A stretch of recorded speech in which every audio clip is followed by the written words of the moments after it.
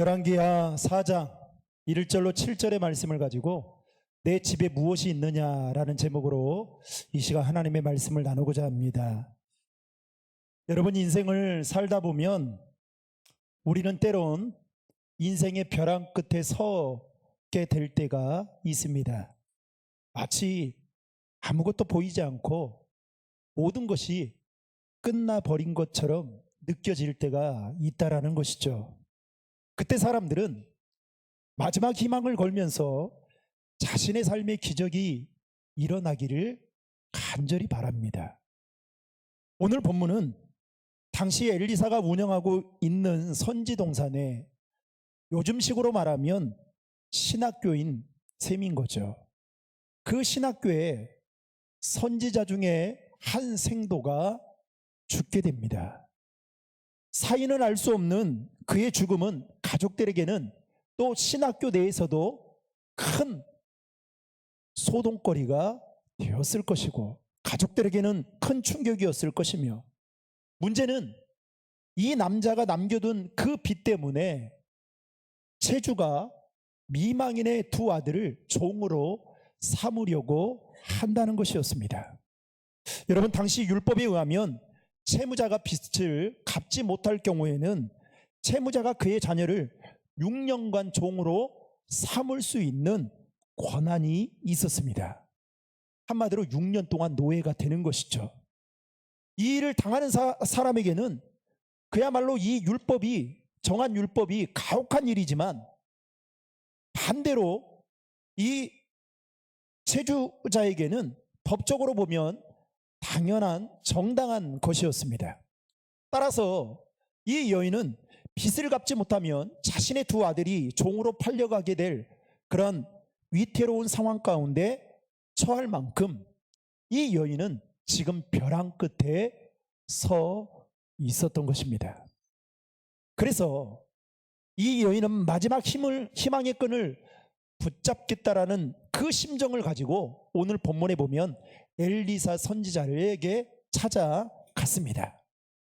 그러자 엘리사는 이 여인에게 내가 너를 위해 어떻게 해야 하느냐며 묻고, 그리고 이어서 너의 집에 무엇이 있느냐라고 묻자 이 여인은 엘리사에게 이렇게 말합니다. 기름 한 그릇 외에는 우리 집에 아무것도 없습니다 라고 말을 합니다. 그 말에 엘리사는 이 여인에게 동네 모든 이웃들에게 가서 그릇을 빌려오되 가급적 되도록이면 많이 빌려와서 거기에 남은 기름을 부으라고 일종의 숙제, 과제를 내줍니다. 그런데 놀라운 것은 그 기름이 빌려온 그릇에 다 찰 때까지 여러분, 그 기름이 떨어지지 않았다라는 것입니다. 사랑하는 성도 여러분, 여러분은 여러분의 인생의 위기를 만나게 되면 제일 먼저 누구에게 달려갑니까? 사람입니까?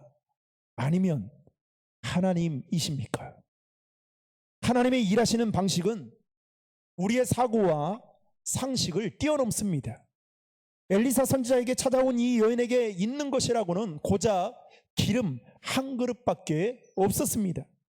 어찌 보면 이 여인이 가지고 있는 이 기름 한 그릇은 너무나도 보잘것없고 하찮은 것이었습니다.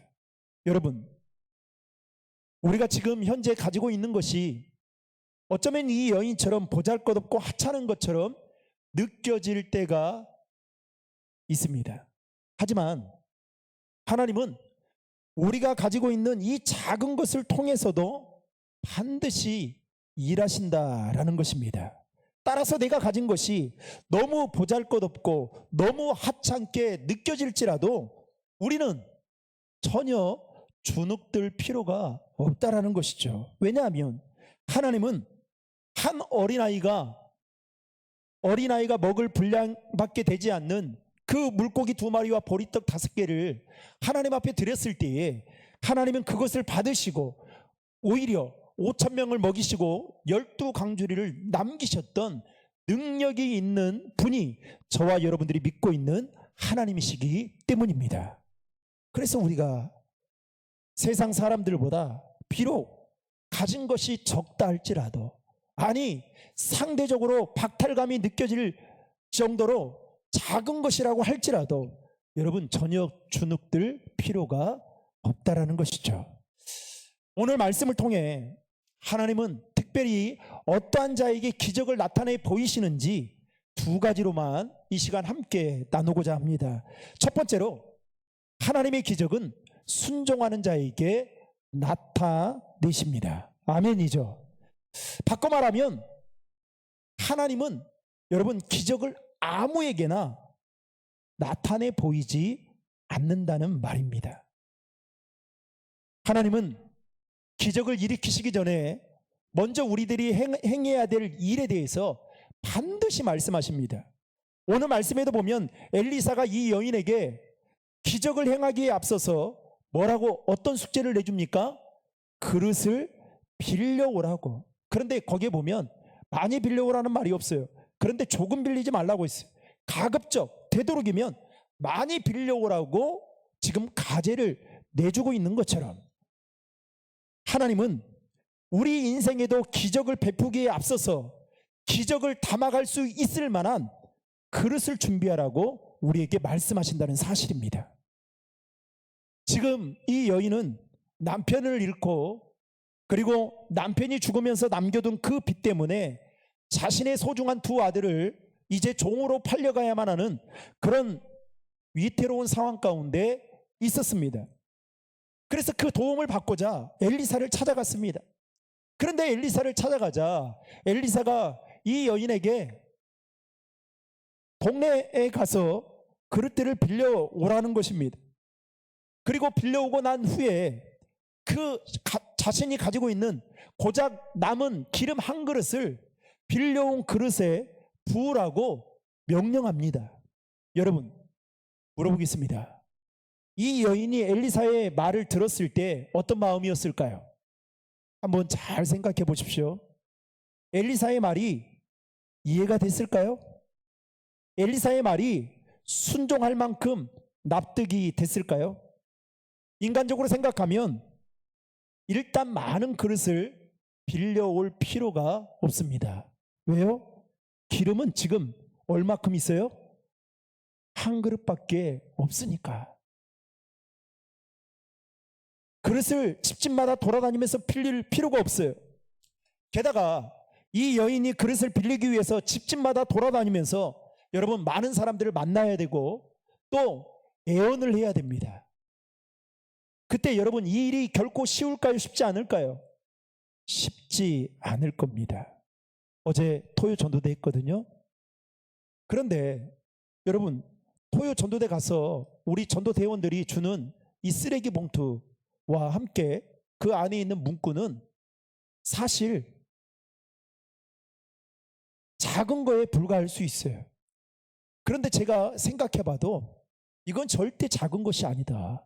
여러분 마트 가서 여러분 10만 원짜리 뭘 하나 사도 쓰레기 봉투 하나 주는 거 봤습니까? 안 줘요. 특별한 날에 고객들 많이 하려면 그때서야 뭐 이렇게 할인 세일해서 그때서야 5,000원 상품권 주지. 여러분 5,000원 상품권 매일 주는 거 아니잖아요. 쓰레기 봉투 여러분 어디 가서 얻는다는 거, 10리터짜리 얻는다는 거 쉽지 않은 일입니다. 그 안에 담겨져 있는 문구는 여러분 읽으면 읽을수록 어떻게 이런 문구가 있을까 싶은 생각이 들 때가 있어요. 그런데요, 전달하면요 사람들이 어떻게 하는지 알아요? 잘 안 받아요.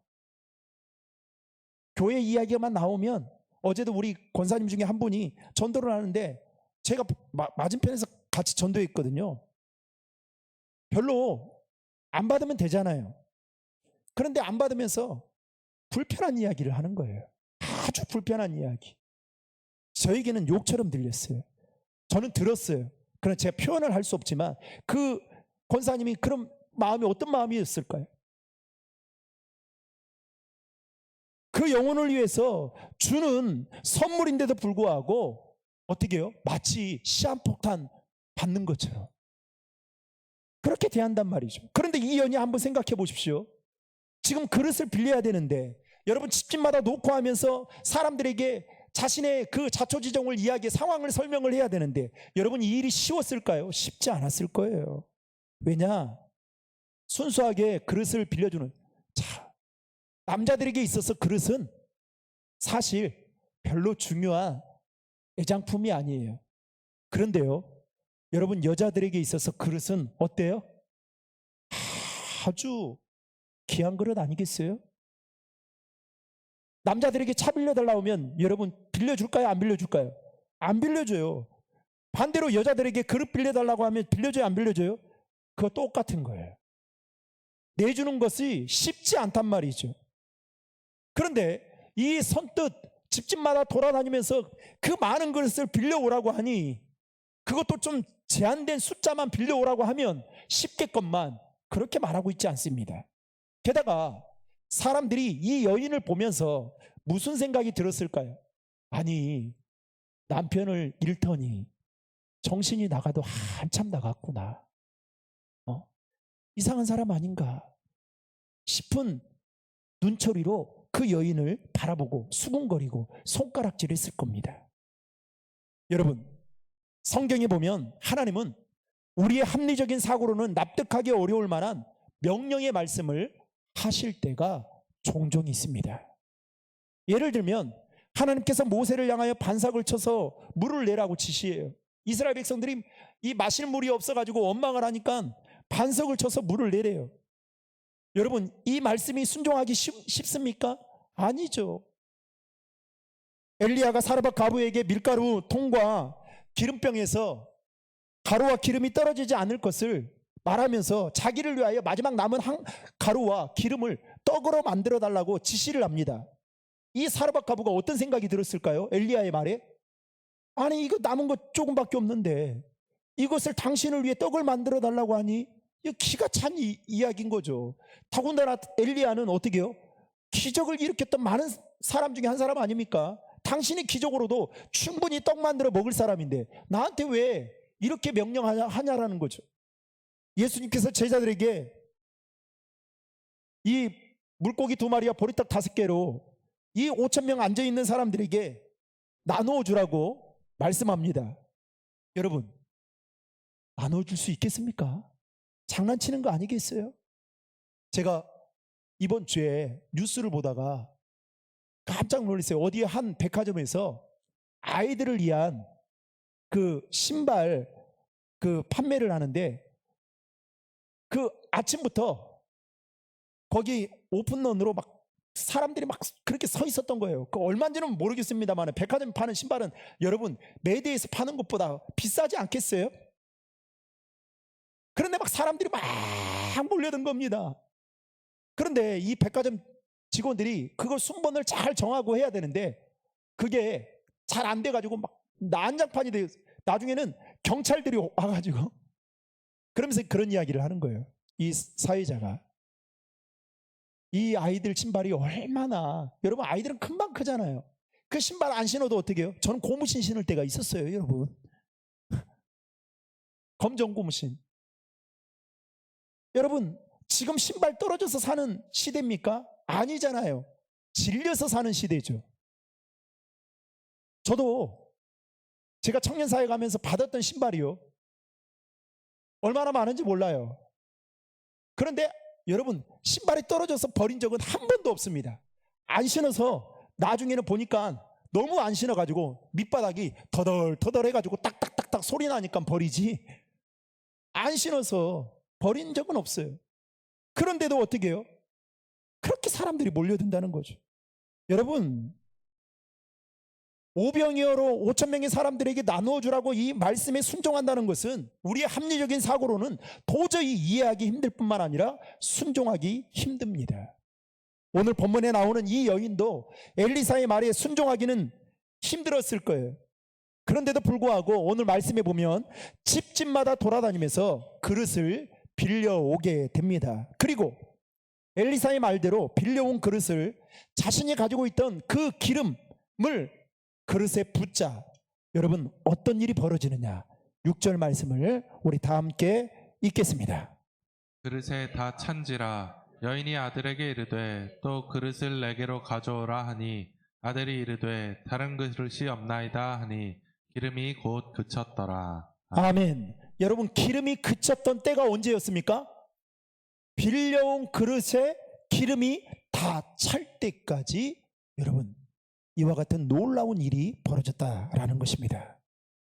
사랑하는 성도 여러분, 하나님은 오늘도 우리의 삶에 이와 같은 기적을 나타내 보이시기를 원하십니다. 그러나 그 기적의 시작은 내 경험과 내 생각을 내려놓고 하나님의 말씀에 순종할 때 하나님의 일하심과 하나님의 역사는 여러분 시작된다는 사실을 믿으시기를 주님의 이름으로 축복합니다. 그래서 여러분, 순종이라는 것은 내가 이해가 되고 납득이 되고 합리적으로 설명이 되어야 하는 것은 믿지 않는 사람도 다 할 수 있어요. 그런데 순종은 내가 이해가 되지 않고 내 삶에 유익이 되지 않는다고 느껴질지라도 할 수 있는 게 순종인 것입니다. 사랑하는 성도 여러분, 우리가 가진 합리적인 사고로는 하나님을 제대로 믿을 수 없습니다.